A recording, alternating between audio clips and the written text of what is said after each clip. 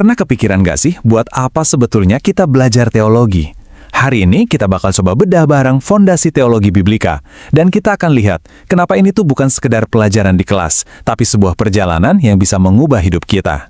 Oke, ini dia gambaran besar pembahasan kita hari ini. Pertama, kita lihat dulu soal bahaya semangat tanpa pengetahuan. Terus kita akan geser ke paradigma teologi yang ternyata penting banget. Habis itu kita dalemin gimana sih mekanisme wahyu ilahi itu bekerja. Dan yang nggak kalah penting, kita bakal cari tahu tujuan akhirnya apa, penyembahan dan buah. Terakhir, kita akan tutup dengan panggilan untuk terus belajar. Yuk langsung aja kita mulai. Oke, kita mulai dari sebuah masalah yang kelihatannya sepele tapi sebetulnya bahaya banget dalam perjalanan iman kita. Coba deh, lihat gambar ini. Keren sekaligus ngeri ya. Ada orang lari semangat banget, tapi matanya ditutup. Dan dia lari ke arah jurang. Nah ini dia, gambaran yang pas banget buat apa yang Alkitab sebut sebagai semangat tanpa pengetahuan. Sesuatu yang bahaya banget, tapi seringkali kita nggak sadar. Rasul Paulus sendiri udah ngingetin soal ini loh di surat Roma. Dia bilang, semangat doang itu nggak cukup.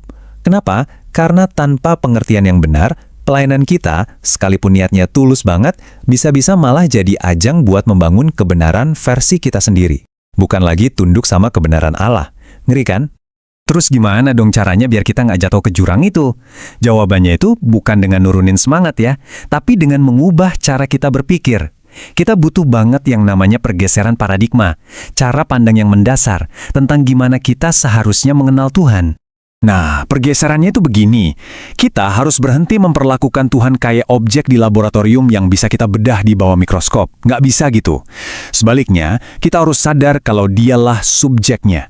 Pribadi yang aktif, yang berinisiatif buat menyatakan dirinya dan ngajarin kita. Jadi sikap kita itu harusnya rendah hati dan mau diajar, bukan kayak analis yang sok tahu dengan pisau bedahnya. Para bapak gereja zaman dulu tuh ngerti banget bedanya.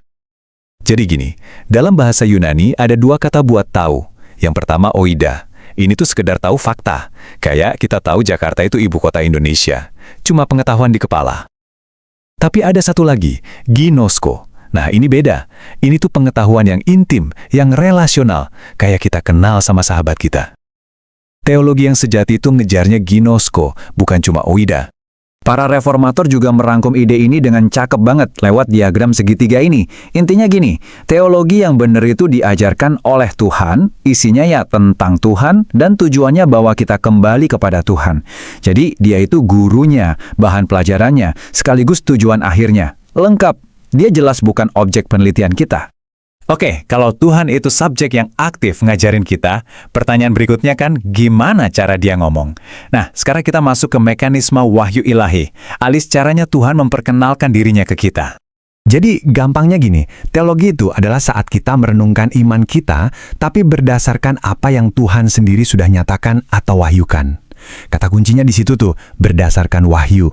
Artinya, titik start kita bukan dari pemikiran atau filsafat manusia, tapi murni dari apa yang Tuhan sudah katakan tentang dirinya. Nah, ini ada satu pembedaan yang penting banget buat kita tahu. Ada yang namanya inspirasi, ada juga iluminasi. Inspirasi itu kerjaan Roh Kudus di masa lalu, waktu Alkitab ditulis. Dan itu udah selesai ya, kanon Alkitab sudah ditutup.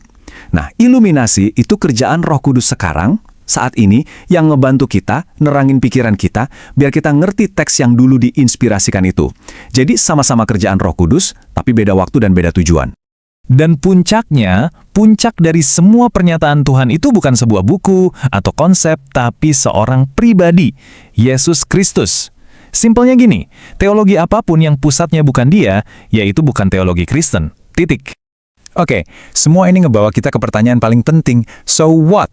Terus kenapa? Buat apa ini semua? Apa sih tujuan akhirnya belajar teologi yang benar? Jawabannya ada dua, dan dua-duanya sangat praktis. Penyembahan dan buah. Tujuan yang pertama itu proskuneo, atau penyembahan. Ini keren banget artinya. Kata ini tuh secara harfiah artinya membungkuk untuk mencium. Jadi ini bukan sekedar nyanyi-nyanyi pas hari Minggu ya. Ini soal sikap hati, postur hidup, yang terus-menerus tunduk dan hormat sama Tuhan di semua hal yang kita lakuin. Yang kedua, karpos atau buah. Artinya, teologi yang benar itu nggak boleh mandul. Pengajaran yang sehat itu harus menghasilkan sesuatu. Harus ada buahnya yang kelihatan di karakter kita. Gini deh, kalau semua pengetahuan teologi kita nggak mengubah cara kita hidup, cara kita mengasihi orang, cara kita melayani, ya buat apa? Itu cuma jadi informasi yang nggak ada gunanya. Oke, jadi kita udah lihat bahayanya semangat tanpa pengetahuan. Kita juga udah bahas soal pentingnya menggeser cara pandang kita, dan kita tahu tujuan akhirnya adalah penyembahan dan buah. Pertanyaannya sekarang, terus kita harus gimana? Apa panggilannya buat kita semua yang mau belajar firman Tuhan? Ada pepatah Indonesia yang kita semua tahu ya, ilmu padi semakin berisi, semakin merunduk. Dan ini pas banget buat kita. Metafora ini nunjukin jalan yang benar. Perjalanan belajar teologi yang sejati itu nggak akan bikin kita jadi sombong secara intelektual. Justru sebaliknya, semakin kita kenal Tuhan, harusnya kita semakin rendah hati, semakin sadar kalau kita ini nggak tahu apa-apa, dan semakin mau terus belajar dari guru kita yang sesungguhnya. Dan sebagai penutup, ada satu pertanyaan buat kita renungkan masing-masing yang sekaligus jadi ujian buat perjalanan teologi kita. Pertanyaannya adalah, bagaimana pemahaman teologi kita selama ini benar-benar menghasilkan penyembahan yang sejati dan buah yang nyata dalam hidup kita? Coba direnungkan. Terima kasih sudah menyimak pembahasan kali ini.